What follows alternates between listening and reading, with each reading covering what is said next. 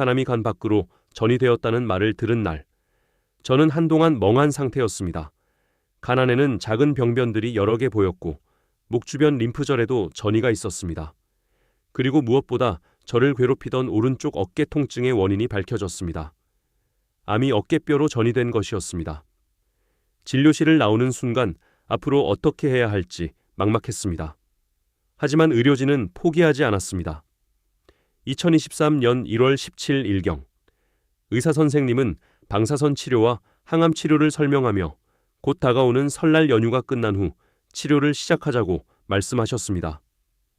저 역시 그렇게 알고 집으로 돌아왔습니다. 그런데 집에 도착한 지 얼마 지나지 않아 삼성서울병원에서 전화가 왔습니다. 김준철 선생님 맞으십니까? 내일 바로 병원으로 오셔야 합니다. 순간 무슨 일인가 싶었습니다. 다음 날 삼성서울병원 방사선종양학과 박희철 교수님을 만나게 되었습니다. 교수님은 CT와 검사 결과를 보여주시며 설명하셨습니다.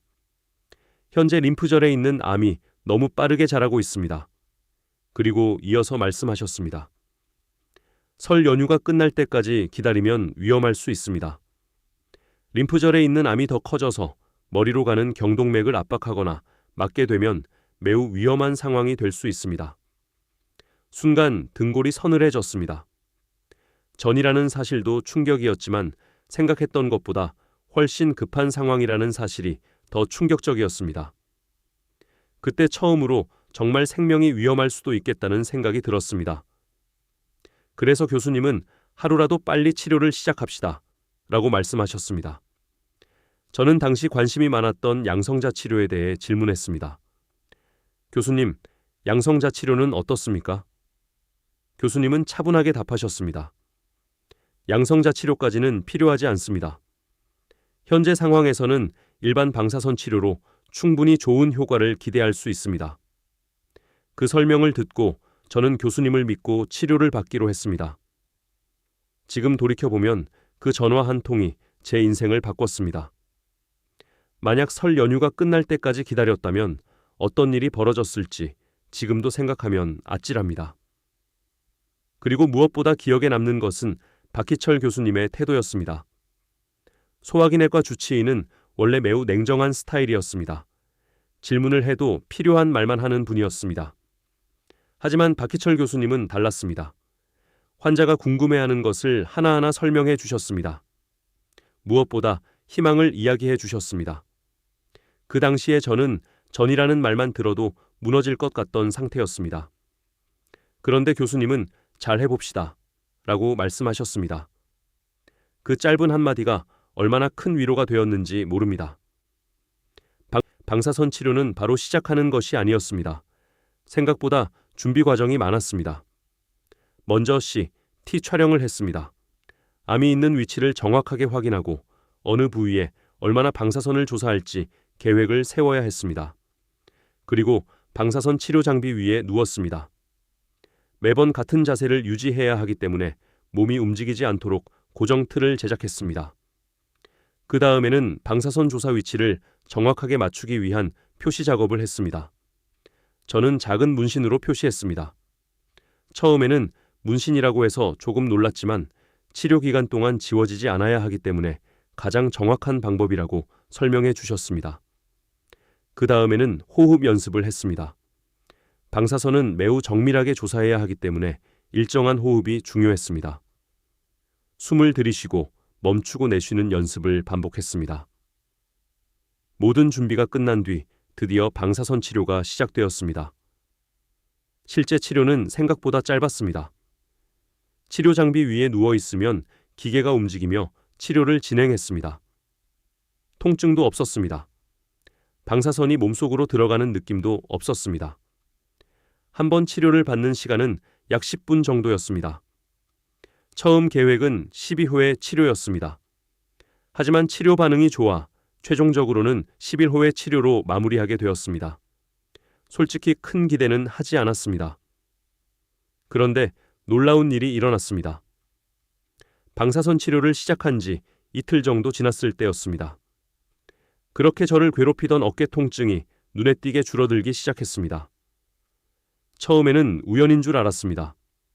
하지만 치료가 계속될수록 통증은 점점 더 좋아졌습니다. 그리고 더 놀라운 변화가 있었습니다. 그동안 저를 괴롭히던 헛구역질이 현저하게 줄어들기 시작한 것입니다. 당시에는 왜 그런지 몰랐습니다. 나중에 생각해보니 목 주변 림프절에 있던 암도 방사선 치료의 효과를 보고 있었던 것 같습니다. 림프절의 암이 줄어들면서 그동안 나타났던 여러 증상도 함께 좋아지기 시작했습니다. 몇 달 동안 제대로 먹지 못했던 제가 조금씩 식사를 할 수 있게 되었습니다. 체력도 조금씩 회복되었습니다. 그때 처음으로 아직 싸워볼 수 있겠구나 라는 생각이 들었습니다. 방사선 치료가 끝날 무렵에는 어깨 통증이 거의 사라졌습니다.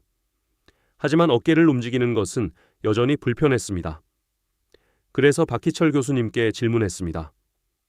교수님, 통증은 없어졌는데 아직 어깨를 사용하는 것이 불편합니다.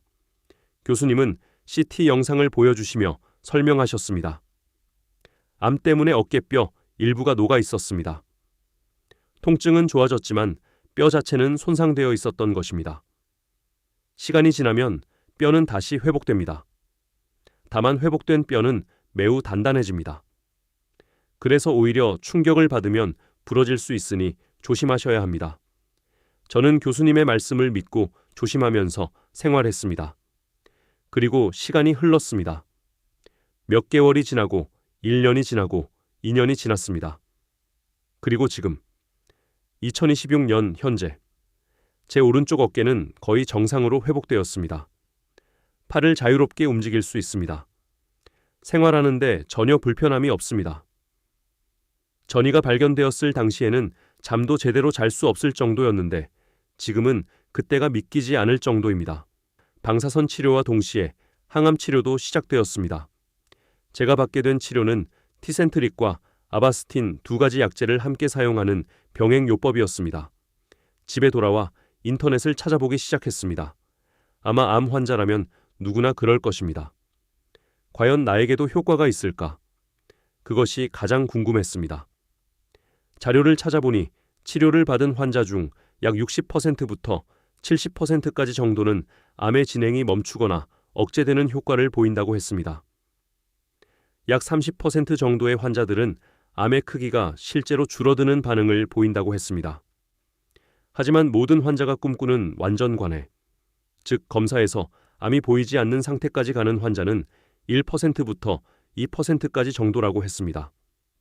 그 숫자를 보는 순간 희망과 두려움이 동시에 밀려왔습니다. 한편으로는 생각보다 가능성이 있구나 라고 생각했습니다. 하지만 또 한편으로는 만약 내가 그 30% 안에 들지 못하면 어떻게 하지? 라는 두려움도 있었습니다. 결국 누구도 알 수 없었습니다. 의사도, 가족도, 저도.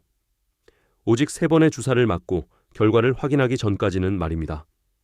그때부터 저와 가족들의 가장 길고 불안한 기다림이 시작되었습니다. 3주마다 반복되는 티센트릭과 아바스틴. 인터넷에는 희망적인 이야기보다 절망적인 이야기들이 더 많았습니다. 우리 가족은 매일 검색했고 매일 불안했습니다. 그리고 3번의 주사를 맞은 뒤 처음으로 결과를 확인하는 날. 그날 아침 우리 가족은 거의 잠을 이루지 못했습니다. 하지만 진료실에서 들은 한마디는 우리 가족의 인생을 바꾸게 됩니다. 오늘 주사 맞고 가시죠. 그 말을 들은 순간 저와 아내 그리고 큰딸은 병원 복도에서 서로 어깨를 감싸 안고 기쁨의 눈물을 흘리게 됩니다. 8화, 면역 한감제, 그리고 기적 같은 첫 번째 결과에서 계속됩니다.